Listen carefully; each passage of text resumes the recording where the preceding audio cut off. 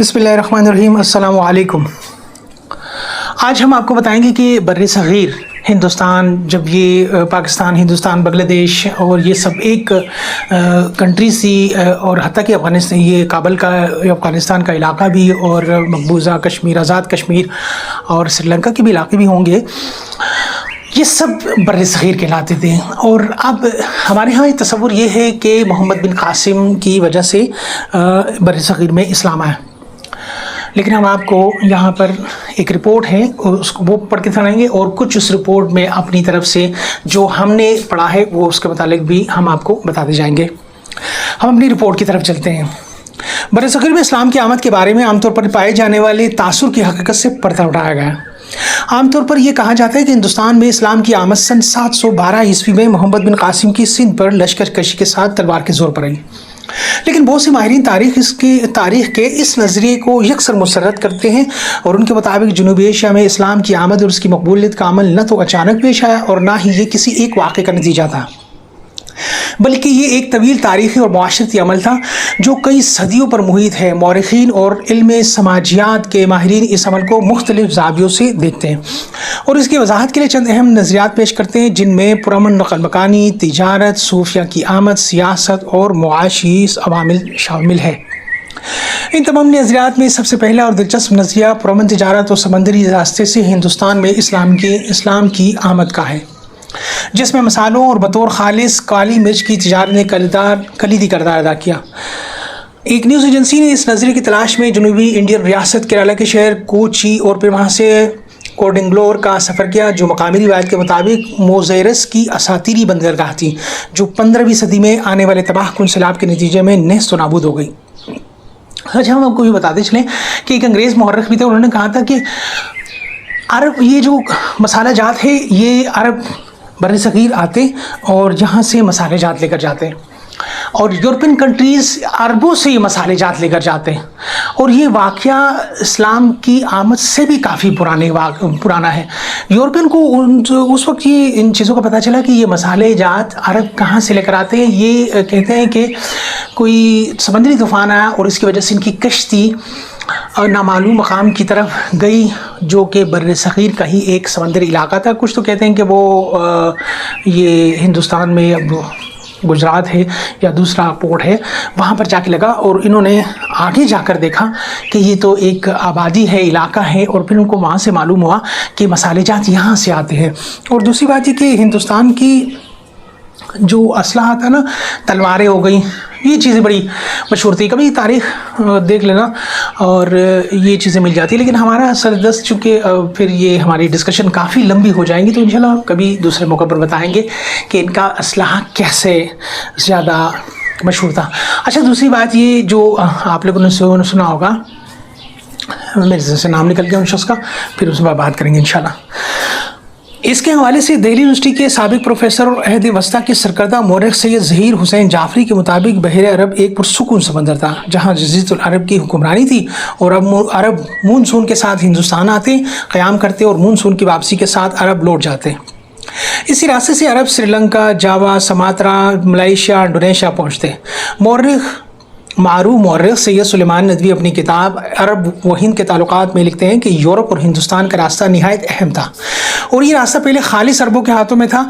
चौनाचे professor Jafri के मुताबिक अरब अपने क़याम के दौरान यहाँ शादियाँ भी करते, और इस ताल्लुक़ वजह से जनूबी रियासत में एक बरादरी तैयार हुई जिसे मिप्लाम मुस्लिम कहते हैं। ताहम वो कहते हैं कि मुसलमानों की वहाँ आमद के साल के तयन के लिए तारीख़ी शवाहिद बहुत कम है, क्योंकि अरब जहाज़रानों ने अपनी कोई डायरी नहीं छोड़ी और इनकी तामीरात पर कुतबे भी नहीं लगाए गए, या अगर लगाए भी थे तो 16वीं सदी में पुर्तगालियों की, इन्हें पुर्तगीज़ की आमद और मुसलमानों की जानिब से मुज़ाहमत के नतीजे में उन्होंने न सिर्फ मुसलमानों को तत्कीक किया, बल्कि इनके आसार भी बड़े बनवाने पर मुनहदम कर दिए। इंडिया के मारूफ सियासतदान और मौरख़ शशि थरूर अक्सर इस बात की निशानदेही करते हैं कि इस्लाम के ज़ोर से कई सदियाँ पहले ही अरब ताजिर और कश्तीराम मालाबार के साहिल पर आते जाते रहे। जब नया मज़हब वजूद में आया तो वो केरला में तलवार के ज़ोर पर नहीं, बल्कि ऐसे मानूस और काबिल एतमाद मुसाफिरों के ज़रिए एक ख़बर के तौर पर पहुँचा जिसे मकामी लोग पहले से जानते थे। मकामी लोगों को पहले से पता था कि इस्लाम मज़हब है। इस सिलसिले में हिंदू राजा چیئرمین پیرومل کے قبول اسلام کی بات بھی عام بیانیے کا حصہ ہے۔ نیوز ایجنسی کی ٹیم کیرالہ کے فورٹ کوچی سے کوڈنگلور میں دریائے پیریار کے ساحل پر پہنچی، جہاں جامعہ ملیہ اسلامیہ یونیورسٹی میں انڈیا عرب کلچر سینٹر کے سابق ڈائریکٹر اور پروفیسر ایم.ایچ. الیاس نے ان کا استقبال کیا۔ پروفیسر الیاس کے مطابق جنوبی ہند میں اسلام کی آمد کے بارے میں 4 نظریات موجود ہیں۔ پہلا نظریہ یہ کہ حضور صلی اللہ علیہ وسلم کی حیات میں ہی اساطیری موزیرس بندرگاہ سے انڈیا میں داخل ہو چکے تھے، جس کی گواہ چیئرمین پیرومل کی جامع مسجد ہے، جس کے بارے میں کہا جاتا ہے کہ اسے مالک بن دینار نے 629 میں تعمیر کروایا۔ مسجد اور موجود کتبے پر یہی لکھا ہے، یہ مسجد ابھی وہاں موجود ہے، لیکن بہت سے مورخین تاریخ کے بارے میں بہت اعتماد سے کچھ کہنے کے حق میں نہیں ہے۔ اس مسجد کے وجود میں آنے کی کئی روایتیں ہیں۔ کہا جاتا ہے کہ کوڈنگلور کے ہندو راجا چیئرمین پیرومل نے خواب میں یا براہ راست معجزہ شق القمر کا مشاہدہ کیا اور اس کا ذکر وہاں آنے والے عرب تاجر سے کیا، جنہوں نے راجا کو بتایا کہ جزیرۃ العرب میں ایک پیغمبر کی بعثت ہوئی ہے۔ چنانچہ راجا اپنے معتمد ساتھیوں کے ساتھ عرب کے لیے عازم سفر ہوئے۔ ایک روایت کے مطابق ان کے پیغمبر اسلام سے ملاقات ہوئی اور وہ مشرف با اسلام ہوئے، جبکہ یہ بھی کہا جاتا ہے کہ واپسی میں عمان کے سلالہ کے مقام پر ان کی موت واقع ہو گئی، جہاں ان کی قبر بتائی جاتی ہے۔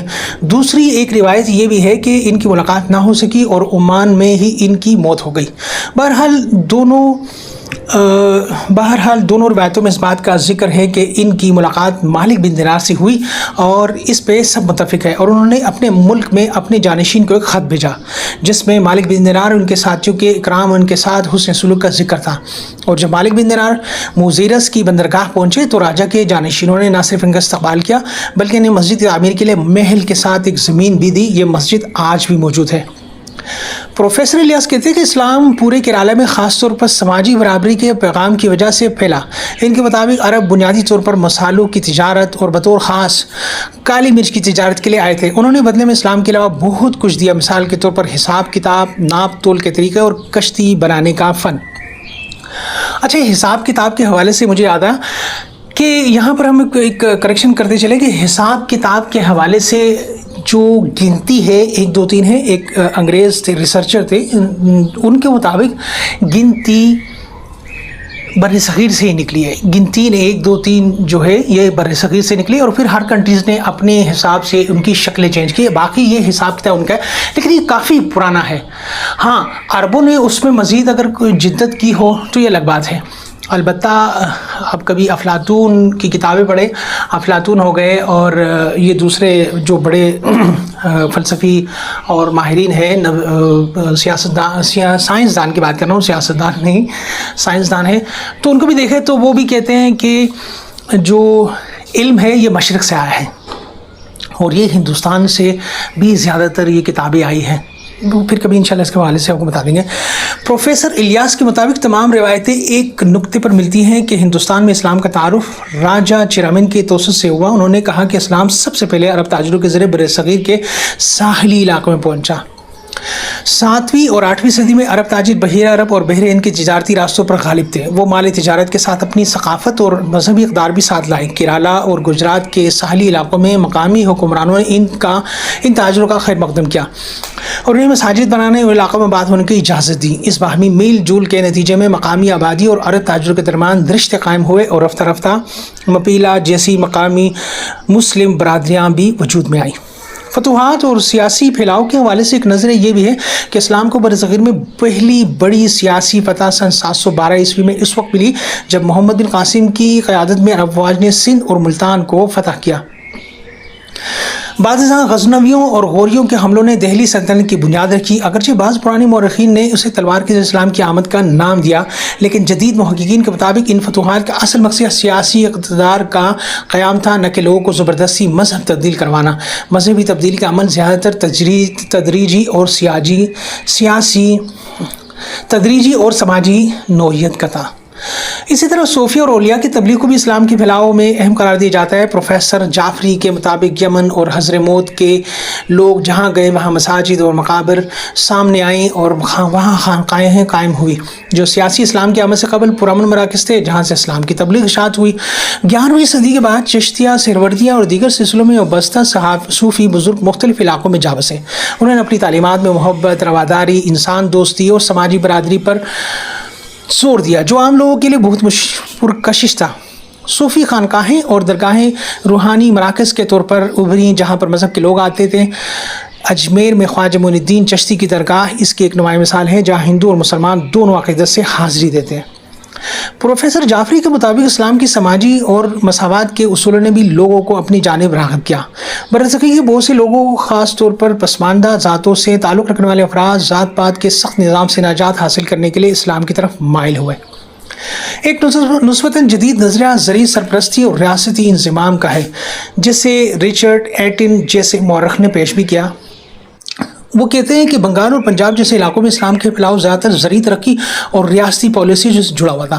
مسلم حکمرانوں نے غیر آباد زمینیں مذہبی اداروں، صوفی خانقاہوں، مساجد کو دی، جنہوں نے نئی زرعی بستیاں قائم کی۔ ان علاقوں میں رہنے والے کسانوں نے رفتہ رفتہ اسلام کو اپنایا، کیونکہ یہ ان کی معاشی ترقی اور ریاستی ڈھانچے کا حصہ بن چکا تھا۔ ان سب سے واضح ہوتا ہے کہ برصغیر میں اسلام کا پھیلاؤ کسی ایک سبب کا نتیجہ نہیں تھا، بلکہ مختلف عوامل کے اشتراک سے وقوع پذیر ہوا۔